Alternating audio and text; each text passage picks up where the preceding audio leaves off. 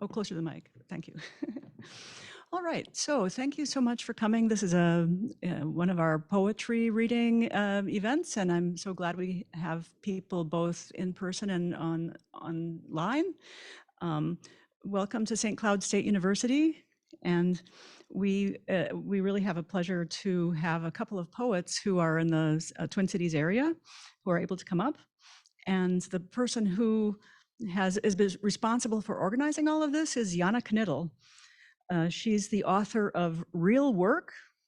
It's a finalist for the Minnesota Book Award in poetry. And she's also written the chapbook Fish and Wildlife with Finishing Line Press. Janna has also published poems in Blue Mountain Review, Constellations, Humana Obscura, North Dakota Quarterly, Pleiades, and The Wild Word, as well as the following anthologies: Waters Deep, a Great Lakes anthology, The Experiment Will Not Be Bound, and Broad Wings, Long Legs, a rookery of heron poems that's forthcoming in 2024. So please welcome Janna Knittel, and if you'll let them know about the Minnesota Arts Board. Yes?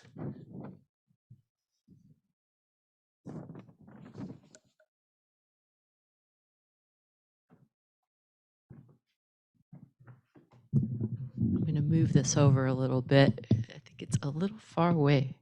Yes, this activity is made possible by the voters of Minnesota through a grant from the Minnesota State Arts Board, thanks to a legislative appropriation from the Arts and Cultural Heritage Fund.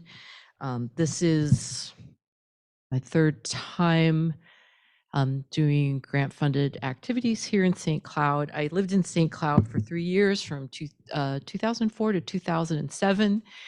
I like to come bring Twin Cities poets here when I can. So I'll read for a bit and then I'll introduce Hawona, and then we'll also try to save some time for Q&A. I'm gonna put my phone out just so I can keep track of time. And I'm going to start with a couple of poems from my chapbook, Fish and Wildlife. I was reading a lot about animals and animal behavior at the time that I put that together. This first poem is called Avant-Garde. My feathers purple against a rising sun, twisted by wind. I swing round, look down on you, in your reindeer parka, dusted with snow. I thought you were another animal, breaking trail through drifts between white pines. When I kick, you tip back your head. They look naked, human faces, open to cold. From a mile above, I see hunger stalk your mouth and eyes. You take little notice, move so slowly. I rest upon a branch ahead. Watch until each grizzled hair on your back lumbers into view and passes before I take the air again. I have one art, to bridge the space between my clouds and your boots. Watch me, man. Take note where I circle again. When I tumble from the sky, wait until I tuck and tip one wing. Around the next granite boulder, antlers rise. Aim. We'll share the steaming heart.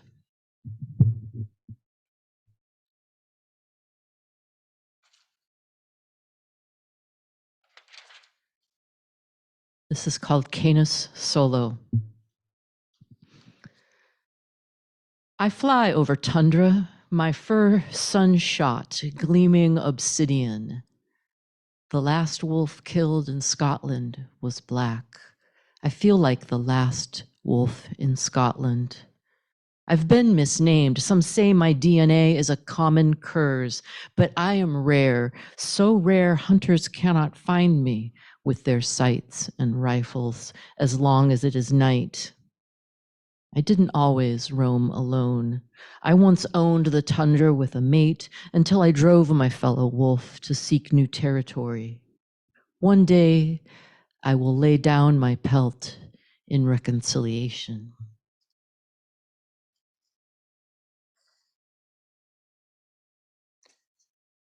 So I have a few poems from Real Work, my first full-length collection.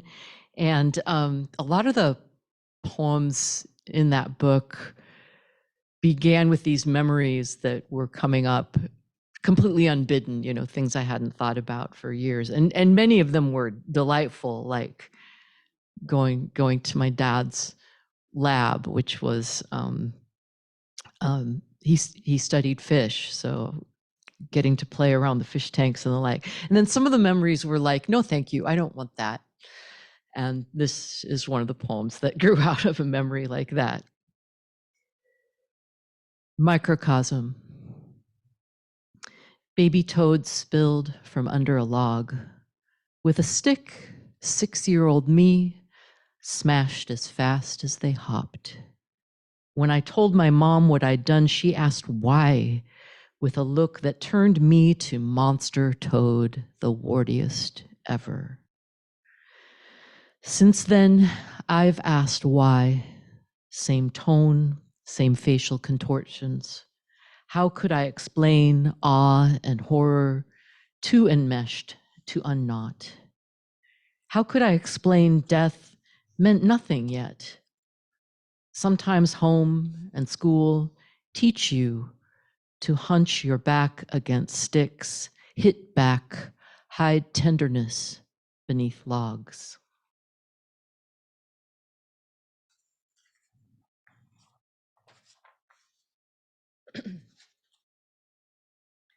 First anniversary. How should we mark the 365 days of this new phase? No rituals feel fitting to our peculiar love. I will light a candle, bake kolaches, while you look over my shoulder. I can walk in the woods, wear the belt you gave me, your knife, talk to your ashes. Tell me how to mark this long year since you left on what you called the next adventure.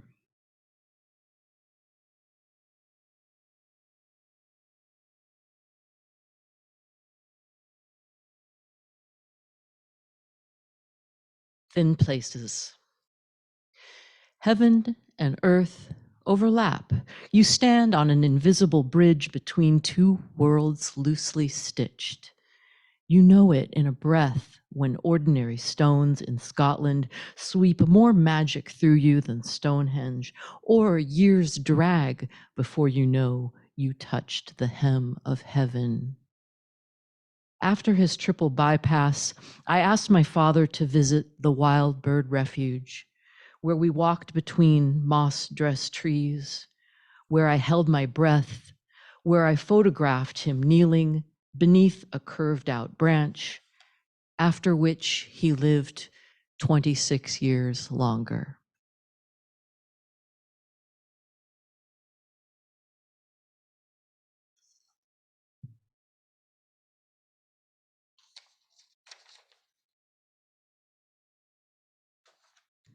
The diminutive effect, which is a real thing, you can look it up. Stand on a summit or with toes in the ocean, go where night sky wheels uncaring above you, where a tree reveals your true size, paddle to the middle of the largest lake you know. Feel how far you must swim in any direction to save your own life. On the trail, seek boulders taller than your reach. Wonder how far glaciers carried them. Dare to feel how small you stand. If you think you can touch the sky, keep climbing. Climb until you feel farther than ever from heaven.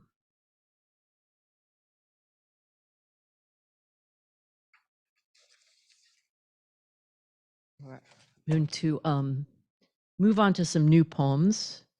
I'm on a mission to get people excited about the book Real Work and consider purchasing a copy for themselves or a loved one, but also to get you excited about book number 2, which is coming out in 2025 with a national press. I don't know which one yet, but I'm working on it. So, um, so this next poem came out of what might be the last art exhibit I ever go to, because I just was so fed up with the crowds and the cell phones and everything. It also grew a little bit out of something one of my mentors told me. Wonderful St. Paul-based poet Patricia Kirkpatrick once said to me, in a class with other students there, you know, Janna, I really feel you're at your best when you're being a little bit of a smartass. Seeing Botticelli for the first time, Minneapolis Institute of Arts. Even if you don't believe in saints or half-god babies, you must admit the azurite is very blue, the transparent red lake translucent as well, both colors enacting folds of draped robes. Even if you don't believe in goddesses or unruly centaurs, you must admit Pallas's floral dress is divinely sexy, her hands in the centaur's hair, playful and bossy.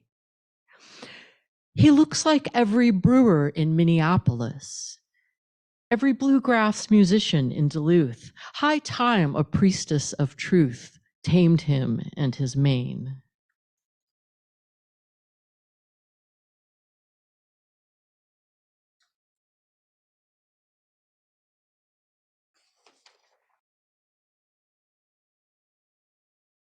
Might do that one, but I'm putting it aside for now. Leaving a northern town.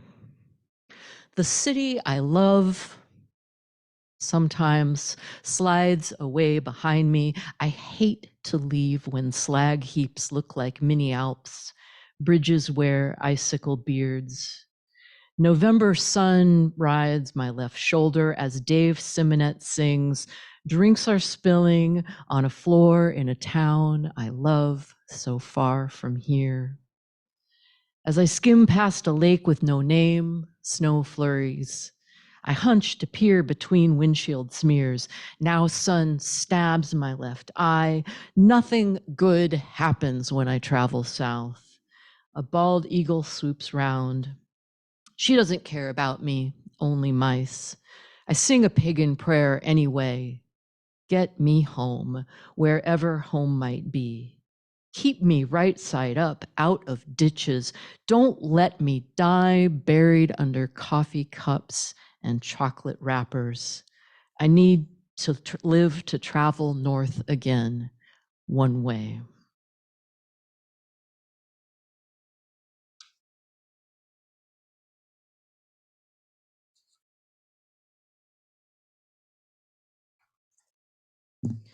So this is a poem that just came out in the journal Conduit, which is a very exciting journal to be part of. Necessary prayers.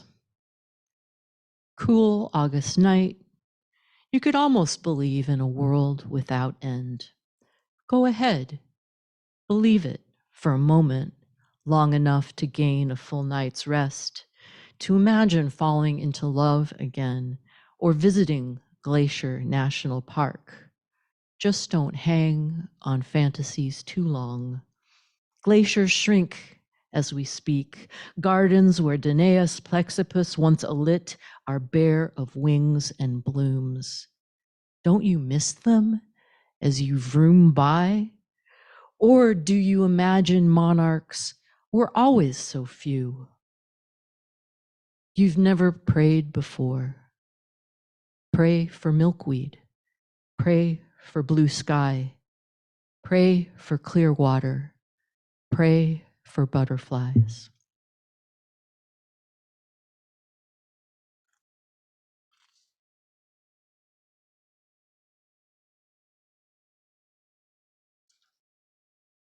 Okay, I am going to read what I've been referring to as the Witch Trilogy.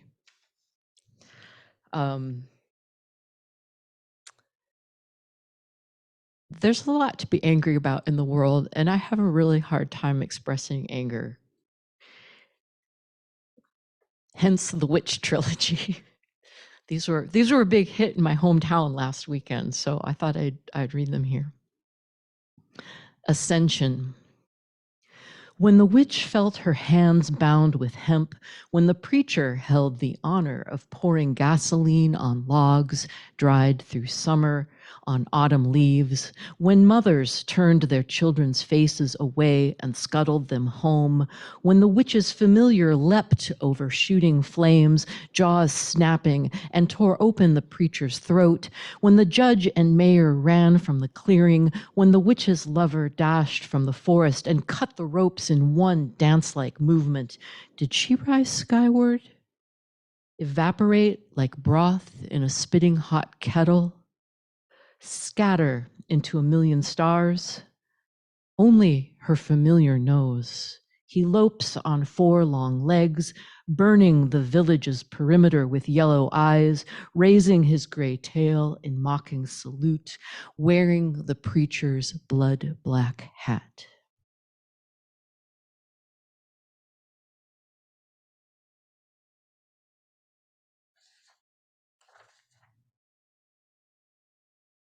This next one refers to an old superstition.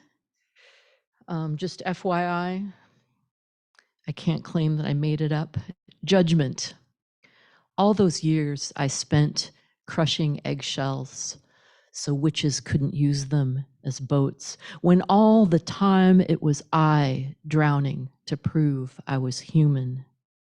Guilty, guilty, guilty bursts from the judge's throat when I break through the mirror, inhale glass. No way a woman could survive this water.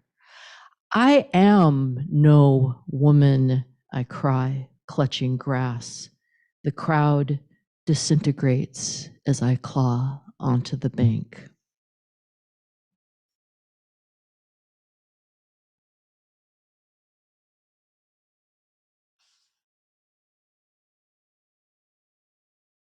The 4 of us.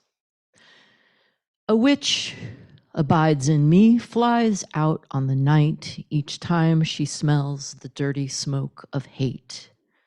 A ghost hides behind me, shudders and moans when the raw winds of change blow. A devil follows my boots down cobbled roads where I sneer at royalty, ignoring the landscape. Witch, ghost, devil, host, we each pull up a chair, drag a bottle toward us when the clock says rest for the night.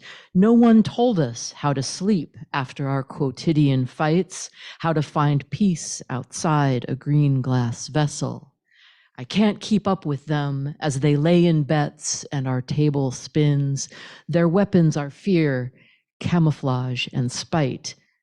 My defense is to hide in the other room and write.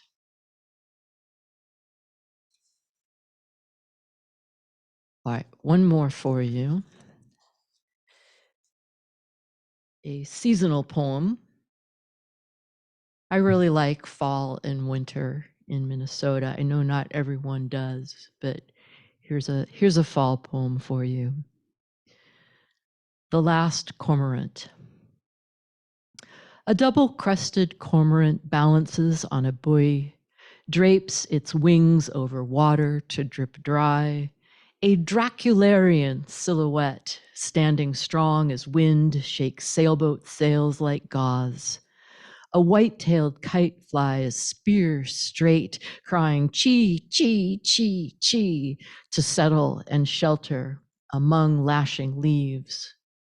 Bring boats into dock. Evening walks quickly and quicker past the equinox. Thank you.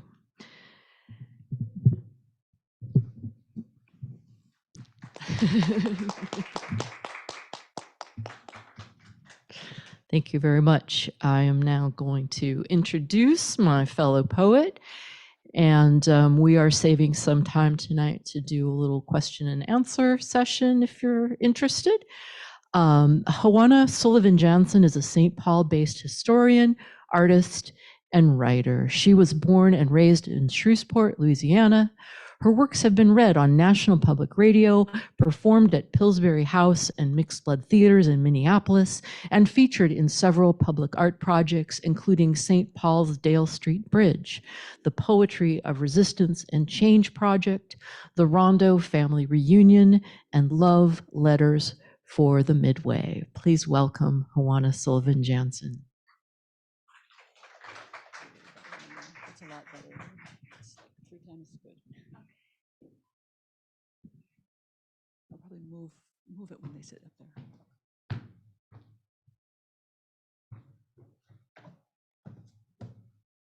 Hello. Thank you for coming.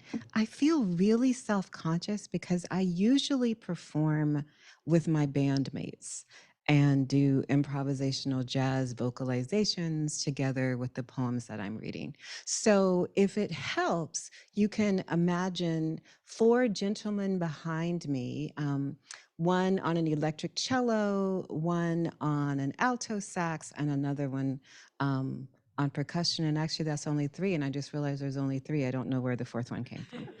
Anyway, so if that helps you, if that does not help you, put that idea completely out of your mind. I don't want you to feel like you are receiving less than you would receive were you to come to a Sonoglyph Collective performance. So I'll let you live and find that out on your own. So, as Janna mentioned, I recently composed a piece called Love Letters for the Midway. And the Midway is a neighborhood in St. Paul that happens to be really close to the state fairgrounds. And we kind of went through a tough time, like a lot of neighborhoods did during the pandemic. And I asked people to share with me via a Google document stories that made them love the community or people in the community or their favorite things to do in the community, their favorite places in the community. And I took those stories that people shared with me and created a 100-line love poem for the neighborhood. And each one of those lines was printed onto a lawn sign and hosted in someone's front yard for about 6 months. And so we put together a map, and you could walk or drive around the neighborhood and see all 100 lines of that poem. And so I will read that for you with the important statement that while the words are shaped by me, they are the words of an entire community. So that feels an important thing to say. So I'm going to open with love letters for the Midway. Dear Midway, I love you. This love I feel for you wakes me up at 6 a.m. in the winter to shovel the walk. I want you to be okay. You give me your 24 hours a day, warding as I sleep. Though I rise to glide your avenues, zooming pathways take me far from you to earn my living. You never ask me if I'm coming back. You know I will. Once I climbed Kilimanjaro, beguiled by views, but still I pined for you, my beloved Midway, and knew I must come home. Hakuna mwingine. Neighbors give me parsley, heirloom bok choy from your compost rich.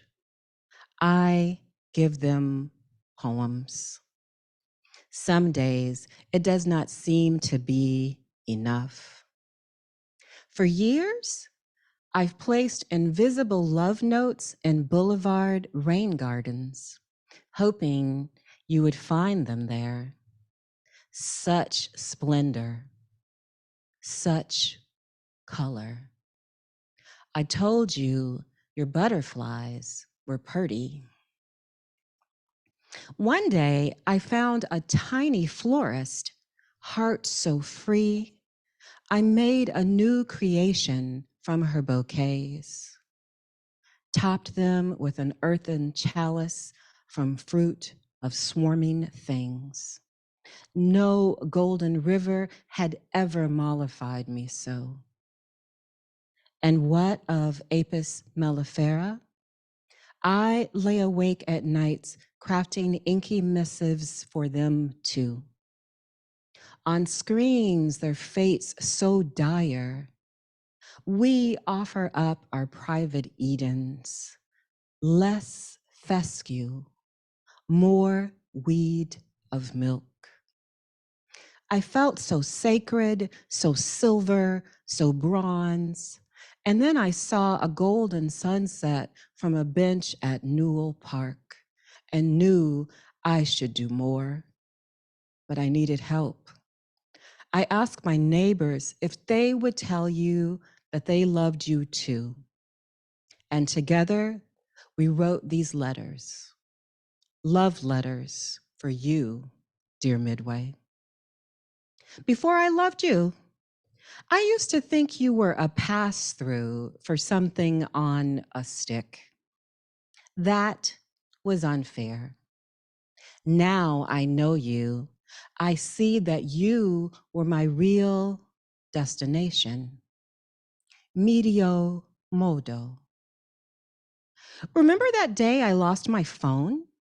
Pushing my stroller, I retraced my steps, stressed, then turned to see a someone chasing after me, arms outstretched, my phone in their hand. And when I lost someone I loved, you did not hide inside yourself or shy away. You came to comfort me. We planted trees together to remember, to cry, to grow something new, to love. There are ghost-faced possums here, tick feasting as we begin to rest. There are bunnies who consume to save us from too much beauty. Carefully, they remind us of the oaths we've made, to always make room, to always share. We are each our own satellite, untethered moons.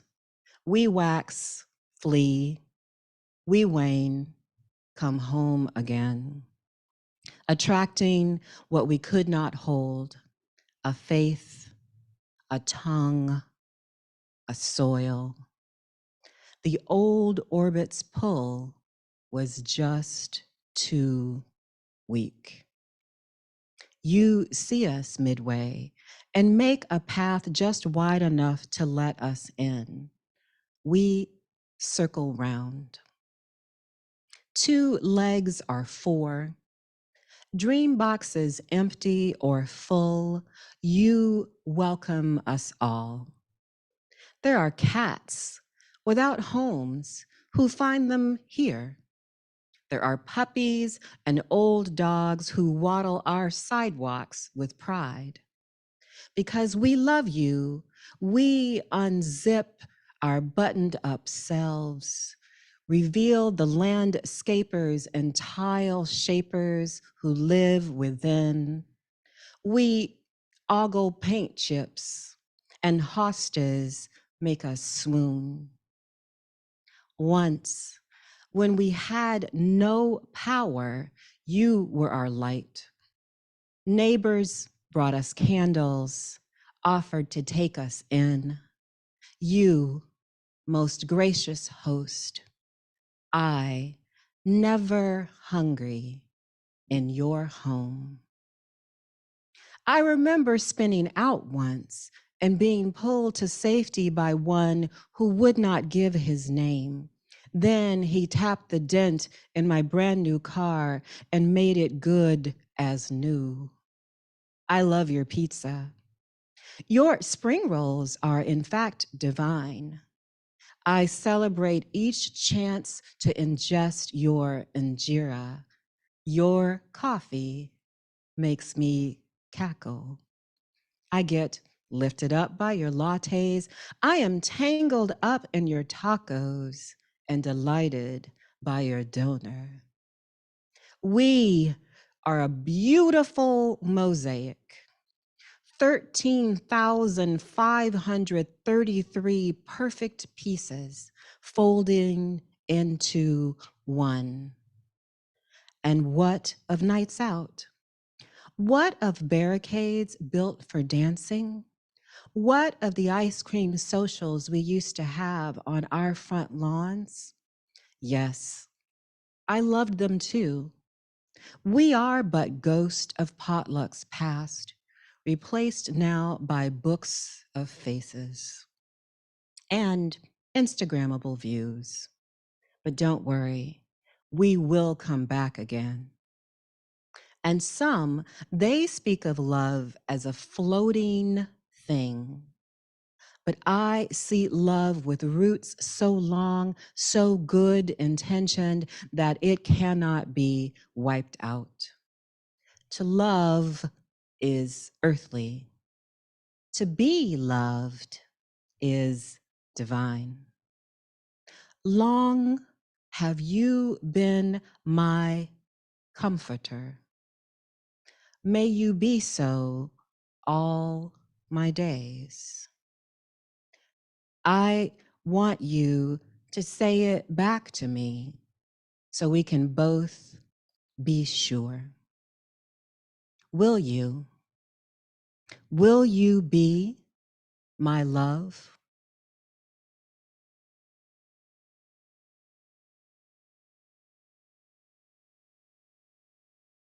So, from a community collaboration to write a love poem to a neighborhood in the middle of a pandemic, I bring you to frightening realizations from an MFA candidate in the pandemic.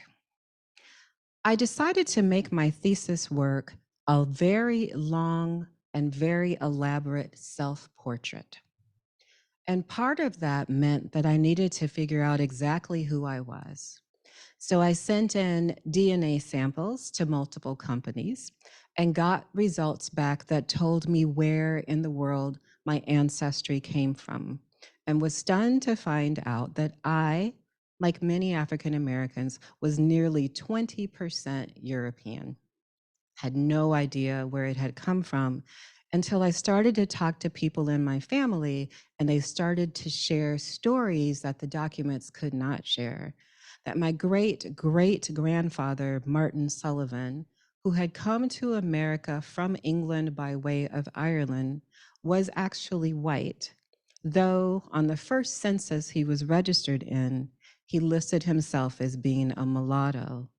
And he did so because it was illegal for a white person and a Black person to marry in the US at that time, and in Louisiana in particular. And he wanted to marry my great great grandmother.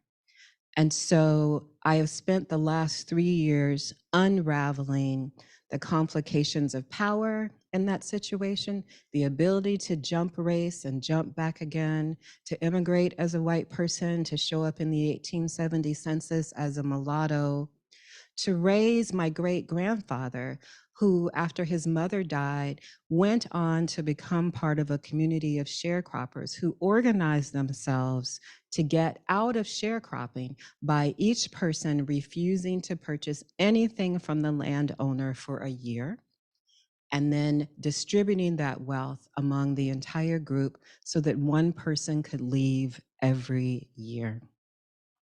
I say all of that to you to say it is difficult to write anyone's story if you do not know your own.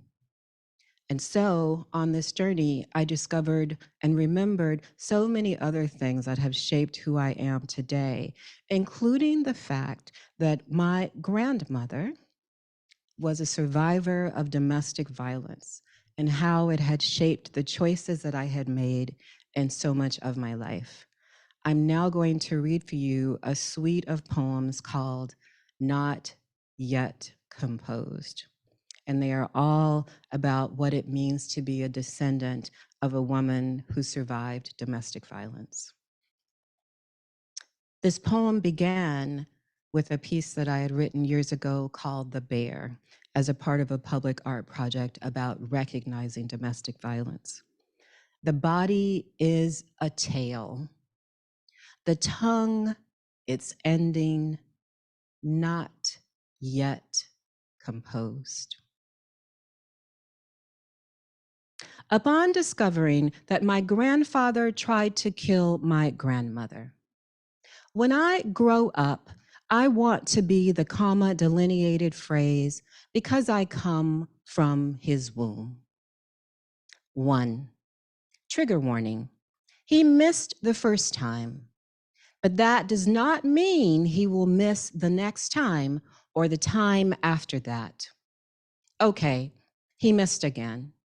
Later, he would use this to show he had never intended to harm her, only wanted to teach her a lesson, but he shot the gun. 2. Treatise. A treatise on the use of violence as a tool in the prevention of violence. Ladies, are you tired of being a victim? Conceal and carry. He shot the gun. 3. Powerful tools in the prevention of child abuse. First, try not loving. Note to self, this may not work. Then, try not acting on the biological imperative. There is a more effective option, though 19-year-olds who say they want children often change their minds. You have neglected to close the parenthetical reference. This may lead to confusion on the part of your reader. Consider therapy. You have placed a comma, but you should have used a semicolon instead. But this should be a lowercase b. No, you will have to admit, no comma, the role you played, no comma, in failing to protect them, optional comma, and yourself, though you were also a child. End paragraph. 4. Test subject. 99 reasons why. If statement A is true, circle below all the remaining correct responses to question A. Source text. On her wedding day, the man my grandmother really loved came to convince her not to take her vows. Statement A, he beat her. Question A, why? Because he would not leave his wife. Because all her children were his. Because 20 years was long enough to sleep alone at night. Because she was a practical woman. Because she wanted to get right with God. Because it is hard to go to church with your belly swollen and no ring on your fingered hand. Because her house needed a new roof. Because she did not want to grow old alone. Because that which God binds. When does this not matter? What did she do? She fought back. When her brother saw her blackened eye, he wanted to take his gun and find the man who had done this to her. But she said, no, period, end quote. She said, I made this mess, end quote. This quotation mark is incorrectly placed. I will clean it up my damn self. 5, what did she do? That's none of your business. Children are meant to be seen but not heard. Hey, Grandma, I don't think you know you are in this poem. Makeup to cover her wounds, a gun she kept in her handbag for 15 years. When does this not matter? It always does. It always does. It always does. Violence is my father. I am born of his womb. Thank you.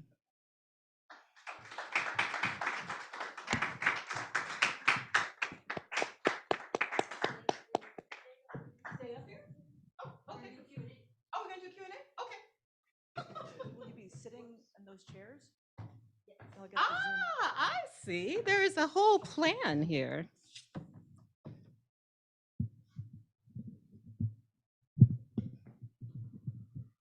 Can you zoom on the two chairs then? Perfect. Share the mic.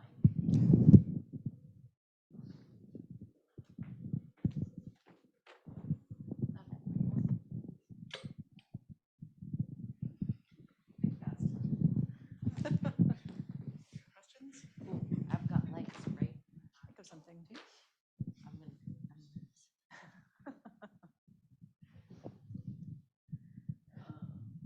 I have a question. Sprinkled with light. It's just a little something we like to provide for Is the it- audience. is this all? Stimulation. Hawona Sullivan Janzen, when is the next performance of the Sonoglyph Collective, and how can we get them to come to St. Cloud? Oh, I don't know when our next performance is. We're actually in the studio, hoping to record some new tracks that we've been working on. You can go to our website, which is Sonoglyph, SONOGLYPH, collective.com, and you can watch videos of a number of our performances, including some of me reading one of my favorite poems, What We Ate, which is an intergenerational list of the foods that we ate after a lecture I received from my father as a little girl about how I didn't know how lucky I was because of the things that he had to eat when he was growing up. And in answer to your question about how you could get us to come here, we're mostly a troupe of English professors, composers, and jazz musicians. And so I think you give us notice, you say the word, I think we'd love to make the journey to visit campus here. That sounds like the right answer.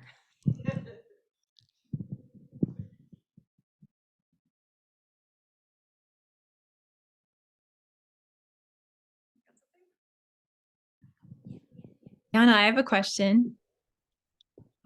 Is that Sarah speaking from behind me? Yeah, hi. I don't want to be on the big screen, so I'll be quiet again. I'm so excited about book 2. Can you tell us a little bit of a preview of what it's, do you know? I know talking about what something's about is always not what poets are supposed to do. So however you want to answer that question, I'm so curious.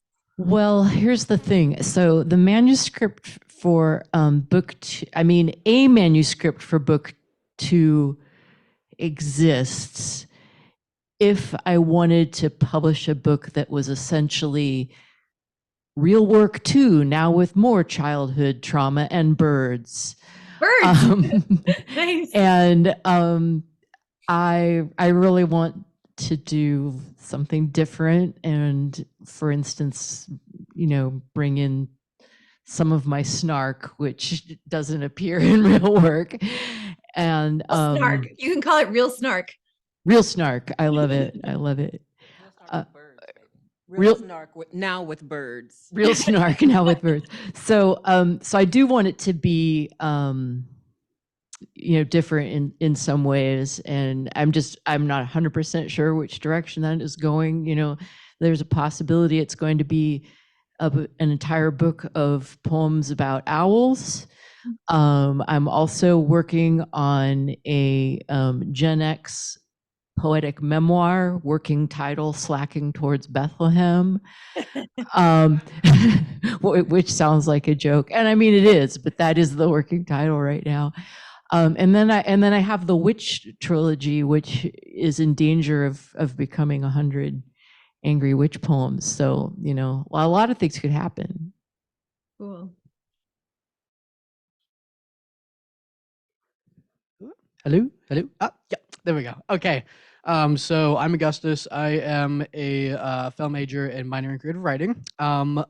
So one of my favorite things that attracts me to storytelling and poetry is being able to be put in another person's shoes and get a look at their life. I was wondering how you get past the sort of imposter syndrome when it comes to like, oh, no one wants to read about this. Oh, this is boring, even though it does end up being really emotionally impactful. Have you had anything like that? My f- my first Say it again. That's like Imposter syndrome. imposter Syndrome. Okay, I yeah. talk fast. Not I'm familiar. sorry. With, never heard of it. Nope. You just been. I was gonna say you never get over it, but anyway, do you want to take this first? I will happily take. Yeah, and I'll. We'll both answer that. So I am the eldest child of the eldest child of the eldest child of the eldest child. That helps, right? Having had that solo stage and then having them breed and have someone else who had a solo stage and so on and so on. And I hate to sound like my kindergarten teacher, but if you don't believe in yourself, what would make anyone else bother, right? So you've got to be your own hype person. You've got to hype yourself up. And in order to do that, you have to believe that your work is fabulous. So what I like to do first is read stuff from my mom, and she will say, that is freaking amazing, right? So whether it's your mom or a mentor or a friend, a partner, someone who will always start with, gosh, that's amazing, before they tear you apart and say, but maybe people don't want to read 12 pages of poems about domestic violence. You first have to practice, put yourself out there. In this age of cell phones, one of the most amazing gifts you can offer yourself is to record yourself and watch and keep on working on voice inflection and where things go, what feels powerful. Also, if there are storytellers, whatever medium, whose work you absolutely love, study it. Study it like it's a thesaurus, right? And you want to improve your vocabulary. And seek them out if there are opportunities to do so. Take workshops from them, watch workshops that they might do online or films that they might have done. And it usually takes about, what do they say, 10,000 hours. And so document like heck, record, modify like heck along the way so you can see yourself getting better. And I think that helps you to build confidence in sharing your stories. Wonderful. Thank you so much. Thank you. My answer is probably going to sound like it's coming from a little sideways, but I think it is helpful. I've taught creative writing, and whenever I'm teaching like an introduction to creative writing class, I always start by asking the students, why do you think people do creative writing? And they always answer, to express themselves. To which I respond, at home, I have an entire bookshelf of hardbound journals in which I have expressed myself almost daily. Would you like to read them? And they say, no. Okay, so if you want to be a writer who gets read by other people, expressing yourself should not be the primary goal. Your primary goal should be what? And, we go, and then they finally go, communicating, and that's really what's key, so then it takes the focus a little bit off of you and on how you want your reader to react. And then, so it's like, it's not about me, it's about, is the reader going to laugh or cry or whatever? And there's many poems I could list, but the one that's coming to mind right now is the Yaqui poet Anita Andreze has a poem called Circles in the Sky, and in it the speaker is alternately arguing with her teenage son and being nostalgic about when he was an unproblematic baby. And I can't read that poem out loud without choking up. I don't have kids, so but she's communicating to me what that feels like. And I've tried to read it in classes, and I always get to the end and I'm like, ugh. Yeah. Well, thank you. Thank you both so much. That's wonderful. Thank you. Got an idea?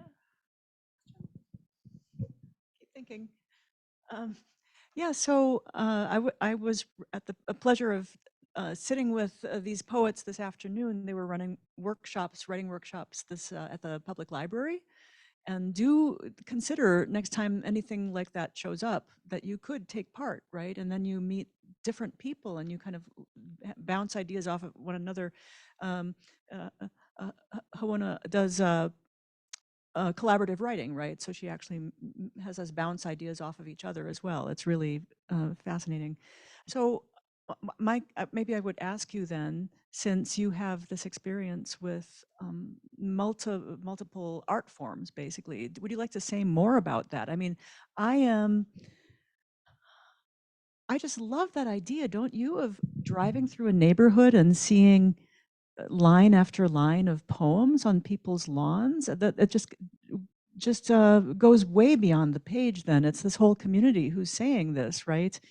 And so I don't know if you wanted to add more, since you work with jazz musicians, since you do photography and all of that.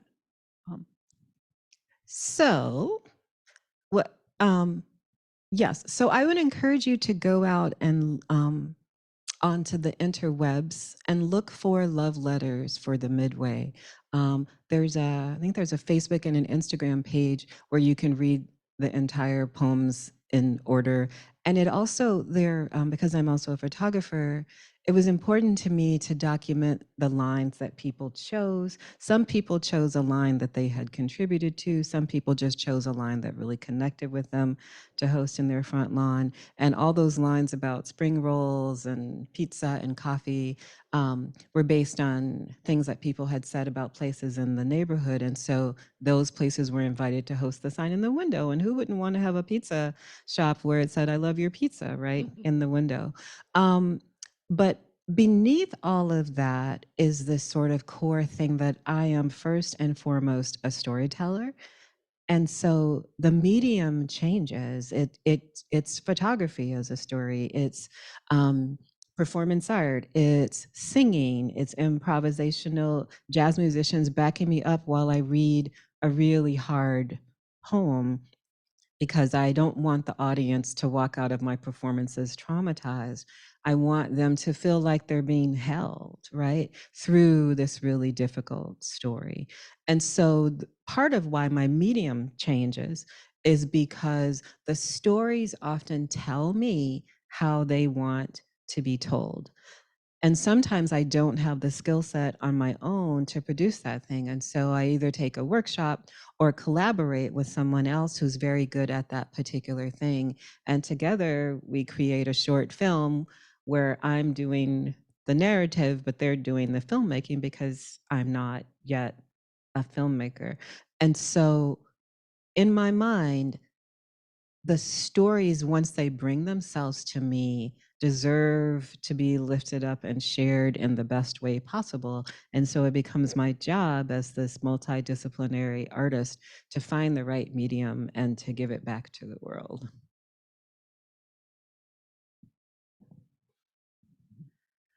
Were there any questions in chat, by the way? Sarah, did you see any?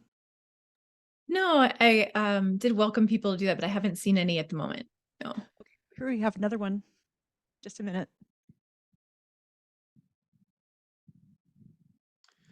Hi, my name is Oliver. I have a question about sort of just like promoting your own work in a sort of way, because I'm not one for poetry myself, but I am one to do longer forms like novels and such like that. It feels much easier to advertise for poetry. How would you go about doing something like longer form like that, and not because uh, uh, like reading excerpts from novels, something like that? I'm not sure. I'm just curious. Well, can I just say that I think writers as a community are one. And so I've been the curator for a reading series that's now about 26 years old. It's called Literary Witnesses. And initially, it was primarily poetry. And so we recently hosted a workshop with a Dakota novelist, Mona Susan Power. And what was amazing was that this sort of imaginary line that we have between the craft and the discipline of the different approaches to putting word onto the page is one that's created by us as a modern Western society, right? And so if you write in such a way that your work falls into short story, it feels natural to leap sometimes into spaces with poets. But if you write long form pieces, you often feel like a single chapter or an excerpt from your novel is not enough to make you holding the space enough.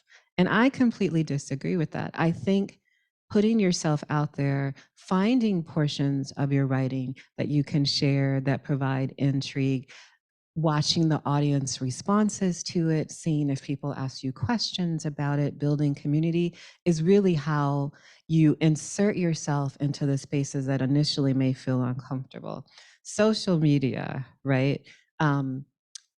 Get 3 friends who are also writers and host something at a neighborhood coffee shop the 3rd Thursday of every month. And you just figure out ways to build community. Then you get braver and you start submitting, right, your work to different places to get it seen. You go to workshops, you study with excellent writers and build a community of friends.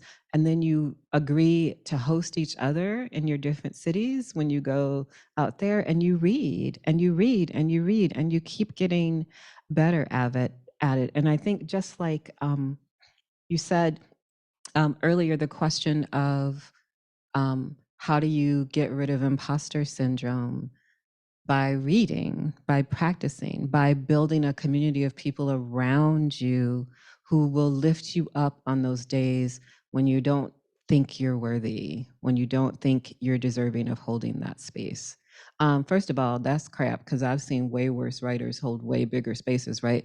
But second of all, who are you to deny the world at least a moment to see your work?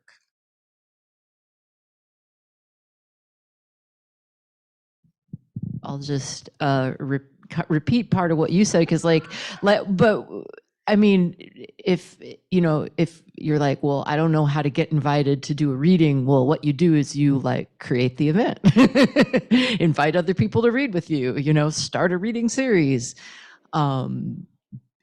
be a host of a reading series where you get to read for 10 minutes at the beginning of every event.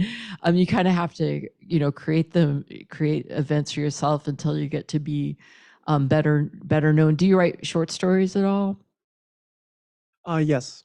Yeah, it's kind of the gateway drug for getting published as a novelist, and if once you get publications under your belt, then, more opportunities will come. I know some people promote their otherwise unpublished work online, and I know some people, do that quite happily. I choose not to, because there are poetry journals, for instance, that they will not publish a poem that has been published on social media before. They consider that a published work, and so they won't touch it. And I have a lot of friends who say yeah, well, how are they ever going to know? And my response is, well,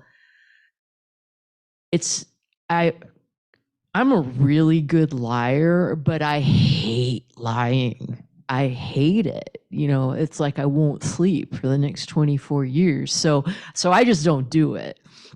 And also it sometimes seems kind of strange to me when people share a poem on Facebook, and then I feel like, oh, am I supposed to comment and say this is wow or something? It's a really just a different format for me. So I do avoid that.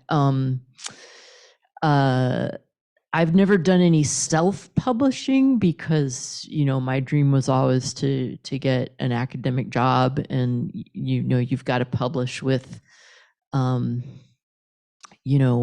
presses with an editorial process and everything to do that. But I've heard of people who've published self-published novels, and yeah, and eventually become conventionally published or more successful. So I mean, it is a possible choice, to say, well, self-publish the first one, maybe get my name out there. The Twin Cities Book Festival is held at the State Fairgrounds every October, and you could go plan on going next year, and there's tables peopled by authors and publishers and their henchmen. And you could treat it like a job fair and just go try to talk to as many people as possible too. Thank you very much.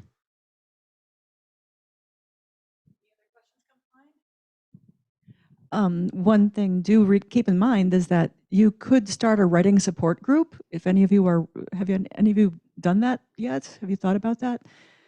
Okay, there's been some really great collaborations at SCSU. Some of my students in the past have actually created a journal together, but they also started just as reading each other's writing. And there is a writers club on campus. Don't hesitate to join. If you join writers club, you can then share your work around. So do consider that. Let's see. Also, who makes more money, poets or fiction writers? We all know the answer. We all know the answer to that question, don't we? I believe it's rock stars. Right. Good point. It's the singer-songwriters that make the most. Awesome. Let's see. I am a poet because I'm a failed singer-songwriter. How about failed? You're on the page now. So any other questions? Any questions out there in Zoom land? Otherwise, I guess we could, unless you have more words for us. Thank you so much. This has really been a treat. Really loved having poets willing to come up and speak. Thank you. Thank you very much. Thank you, guys.